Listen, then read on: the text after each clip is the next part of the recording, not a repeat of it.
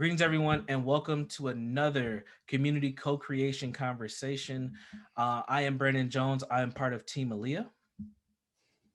And I am Jasmine Grieca. I am also part of Team Alia. And I'm Tyler Reitzner, also part of Team Alia. And we're here today to have a conversation around how racism has impacted our well-being. These community co-creation conversations have been designed to open up dialogue and create space for us to have conversations that are important within our organization and external to us within the community. And anti-racism is one of those things that we can't avoid. We're at a place in time right now in society where the conversations are happening, whether you want them to or not. Many of us are uncomfortable. Many of us are where we've always been when we deal with anti-racism, but all of us are going through this process together. So in today's conversation, we really want to just push forward the dialogue, get perspectives from two BIPOC people and a white person, and continue to have constructive conversations that move us forward in society to a full place of inclusion. Yeah, and really specifically, we want to hit on, as Brandon mentioned, anti-racism and the impact that has on our well-being and all of our well-beings, and kind of look at it from some different angles today, and really talk about our own experiences, not only as human beings, but as professionals working in this space, and just some of the things, the challenges that we've seen out there. And we're going to kick it over to Jasmine to kind of start us off. Thank you. So this question is always, it's interesting to me because as I was reflecting it comes down to racism impacting my well-being. And it's interesting to me because when I think about that, I have no idea what my well-being, like good well-being is without racism, because racism is and has always been a part of my life. So when I think about that concept and I think about like anti-racism, I'm like, I don't even know what that looks like. I don't know what that feels like. I don't know what my well-being would feel like without racism, because we live in a world that obviously everything is embedded with that. And then, but part of that too, especially with the murder of George Floyd, when that happened, I became very aware on a magnified level of my well-being being impacted by racism on a kind of national level. Because my well-being, I went to a very dark cycle during that, I guess, 2 weeks. And it wasn't until I started to really deeply reflect on the pain I was holding. And that's kind of the parallel is like, I was in probably the most pain I have ever been emotionally and physically in that moment.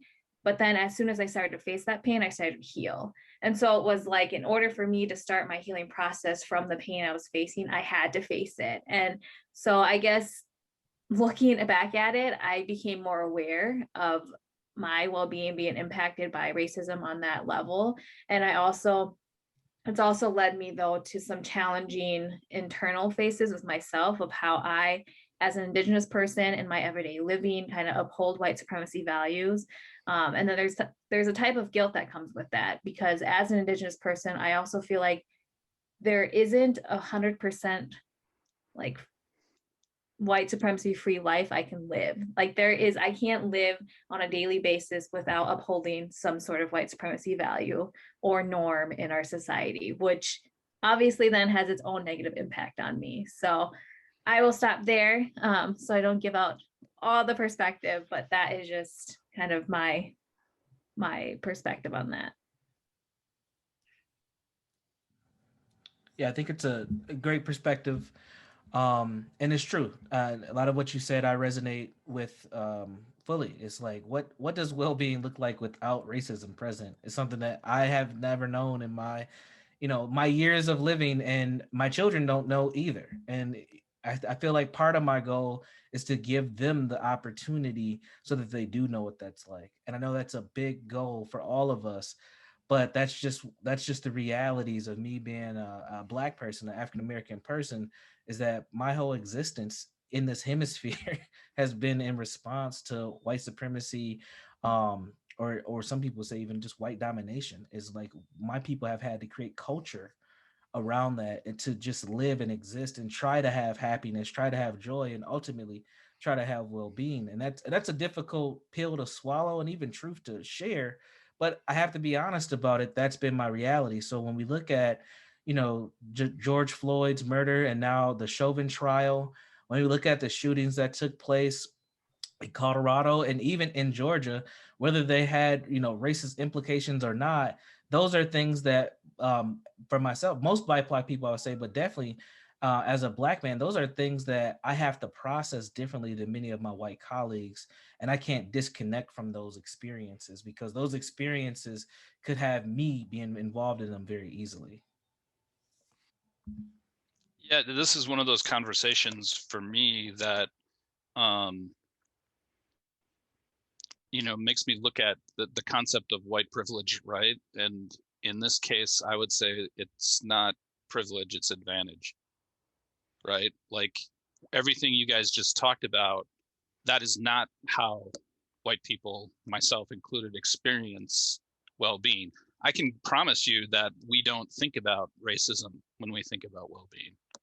We just don't. Um, and it bring. I remember the first time I heard James Baldwin speak, and obviously I wasn't alive. This was a recording, but I remember the first thing he said is, "My entire existence is highly aware of whiteness," and that really, really struck me. And because white folks have the advantage of not having to be aware of white supremacy. And that's why we don't think it exists. That's why we only think it exists in extreme versions like the KKK or, the Nazis. Like that's our thought process. But the reality is white supremacy is a structure. And part of that structure exists because of this advantage that we completely fail to recognize and don't want to in a lot of ways.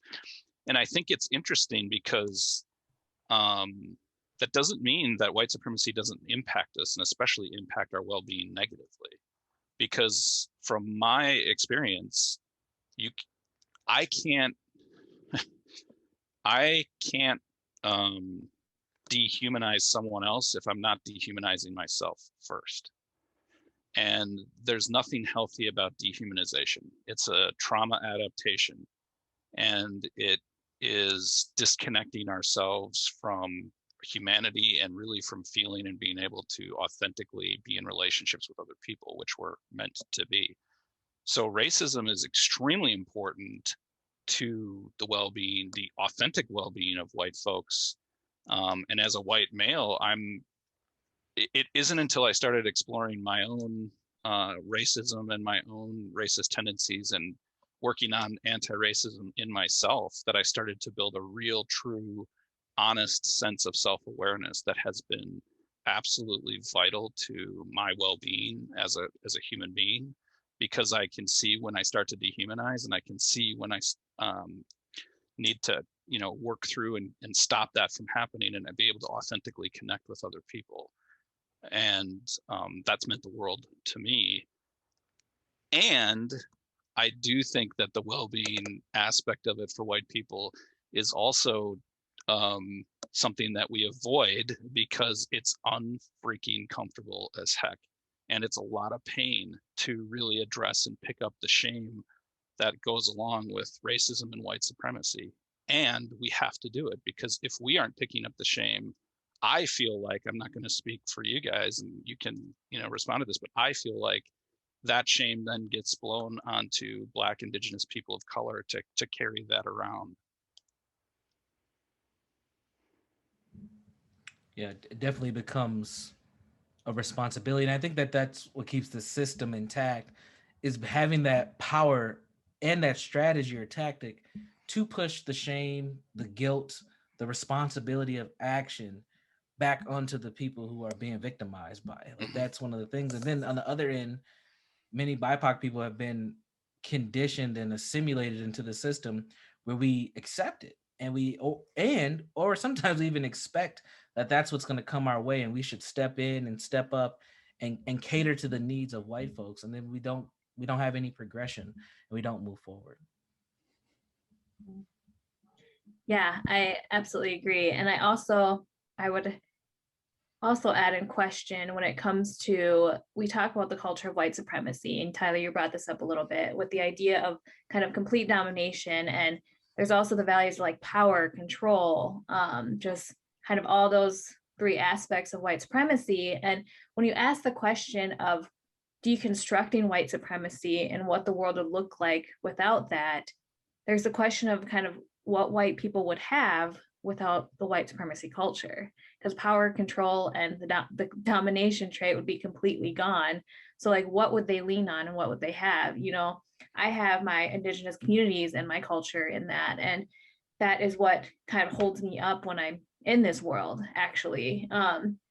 Which has also been difficult during the pandemic because that's been taken away from me. There's no powwows for me to go to. There's no ceremonies. I can't get together with kind of my inner circle. And so, but at the end of the day, when we deconstruct white supremacy, I have that to lean on in every single aspect of my life and every single well-being domain that kind of lifts us. And so when you ask the question with white people, like what would that world actually look like? That is kind of my $1,000,000 question of what it would look like. I can give you my perspective as a white male that we don't have a clue. And I hear this a lot with other white folks, is we don't have a culture.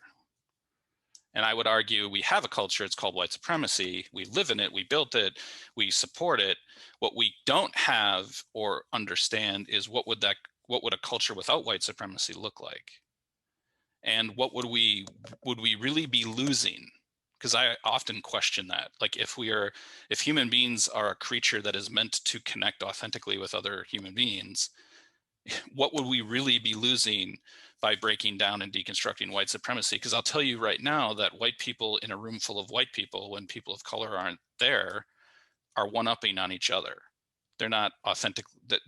That's part of the white supremacy culture, is trying to constantly compete and prove that you're better than, or you're putting, we have a hierarchy and you need to sit in that place, and that keeps authentic connection from happening. And so we don't know what a non-white supremacy culture would look like. And in fact, that's the work my friend Resma Menachem has been doing, is right around, like, he calls it somatic abolitionism, and understanding, and breaking it down in ourselves where we're racist, and at the same time working with other folks, especially within our community, like white folks working with white folks, to break down white supremacy in ourselves, and at the same time create a new culture and community that doesn't have white supremacy as the dominant theme in that.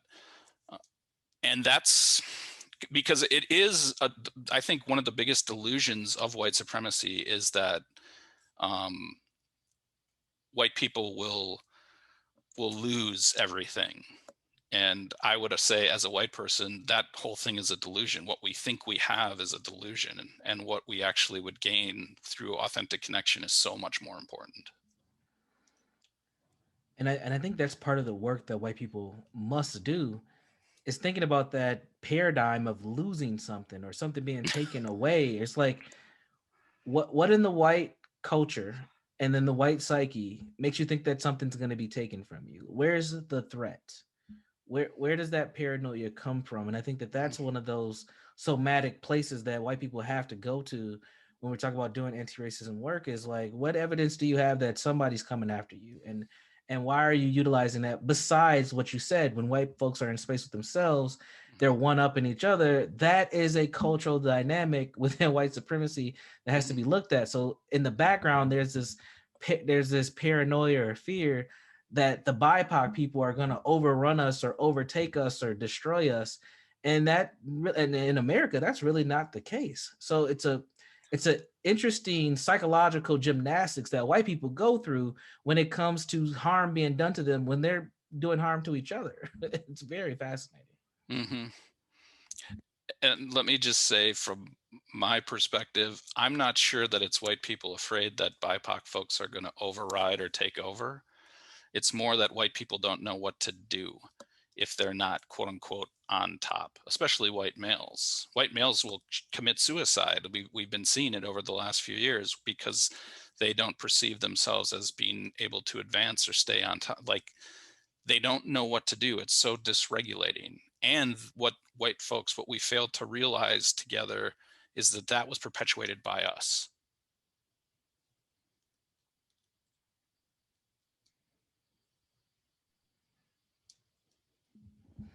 It's kind of like the dog chasing its tail type of thing, which is Yeah. unfortunate. But I mean, when you create that level of, since I'm not in control, I might not need to exist. I think that there's a deeper place for you to go to think about that. Like, why must you be on top to exist? Why can't it be a collective sharing? Most cultures around the world value collectivity and being able to share more in a circular path versus more of a linear type of thing, like this hierarchy. And human beings are hierarchical just by nature. We've seen this across cultures and anthropology, but there's still not this idea that if I can't be at the top, then I can't exist, or when I'm out of control, then there's nothing else. There's no purpose or meaning in life. Like that. That's a very interesting dynamic that needs to be thought about. And one thing that I do want to highlight is when we talk about white folks, I don't want it to think just about white males, even though it's important, because I think white women have a huge role in this too. And I Oh think yeah. that white women also have that same type of ideal and concept that we can't lose sight of. Mhm. Have you experienced that with white women, Jasmine? Not to put you on the spot, but we're gonna, I guess, put you on the spot. I mean, so white women can be very influential. Like when it comes to it's especially within, the industry, the social services industry, like it's majority white women that come from that. And I've reflected on this, and I know I've told you guys about it a little bit, like looking back at my educational experience, especially in higher education, going for my master of social work. It's scary because I reflect back on that and understanding that the mentality that they all held from graduating was this like white savior complex of, I'm going to go out in the world and I'm going to save all these children from living in impoverished and poor neighborhoods with families who they don't think are equipped to raise safe and thriving children. And so like thinking back at that and now understanding that 5 years later that those women are probably doing more damage and harm than they are good. And I don't want to, of course, generalize. I know there's people who do great things, but this is just the reality we live in. And so when you think about that, and you think about also how, you know, when it comes to a woman and children, they're the ones who are often looked at as like the nurturers and the ones who have helped raise children. And so when you raise your children, you not only have an influence on who you're raising to bring up in this world, especially if you have white children, but you can be an influence when it comes to every single thing in society. And I think it was Resma who actually said this when he said that, when a white woman cries, she can move monuments. Like she can start a national movement from her tears. And that those words have always stuck to me, because when you look at media or when you look at all the different things that include white women, there's always an uprise in the social action and people standing up for whether it's women's rights or whatnot. But that I don't necessarily know where I'm going with this, except the fact that it's in everything when you look at kind of media outlets and social issues, and if there's white women involved, the influence that has on the outcome of the issue. I think, it's where you're going with this is like, this is all kind of, because this is about anti-racism and well-being, right? And I promise you that there are white people who will be watching this, who are watching this right now, who will hear what you just said and be like, well, what does that have to do with well-being? Right? Whereas for you, it's everything. Like this is the water I have to swim in. And white people, that's, I think, one of the big differences, right, is Black, Indigenous people of color are very aware of the water they're in. White people just freely swim around without paying a whole lot of attention to it. In fact, most of us don't even realize we're in water. And that may seem like, wow, what a great relief, but actually that's very problematic for us and other people. Absolutely. So maintaining well-being in that sense is, you have to not just consciously deal with the racism, but also subconsciously, and it's just the battle that goes on all the time. And I think for folks, when it comes to dealing with anti-racism and dealing with well-being, if you have that ability to check out and not deal with it, that's great, but many people don't, and that's really the message that we're trying to drive home today. And when we're doing this work, we have to factor in well-being and doing anti-racism work, because it can be taxing to all parties involved, especially those who've been living through racism very openly and very painfully for all their lives. The work is different.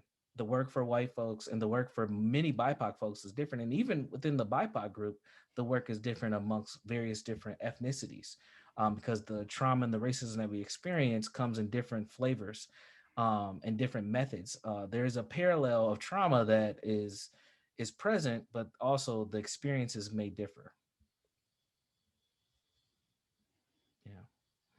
So that might be a good place to wrap it up for today. Any final thoughts from you, Jasmine or Tyler? Got Nope. anything, Jasmine? My final thought is challenge, if to my fellow white folks, is challenge yourselves. Challenge yourselves to live a deeper, more meaningful life than, if you're walking around not understanding how white supremacy impacts your own well-being. I challenge you and challenge yourself to live a more deep life, a little more authenticity, and really start to deal with the discomfort and the pain that we are impacted with around white supremacy. Because when we don't deal with that and we don't explore that, we hurt other people. Absolutely. And on that note, we're going to wrap up with another community co-creation conversation brought to you by Alia. Thank you for tuning in, and we'll see you next time. Thanks all. Thanks.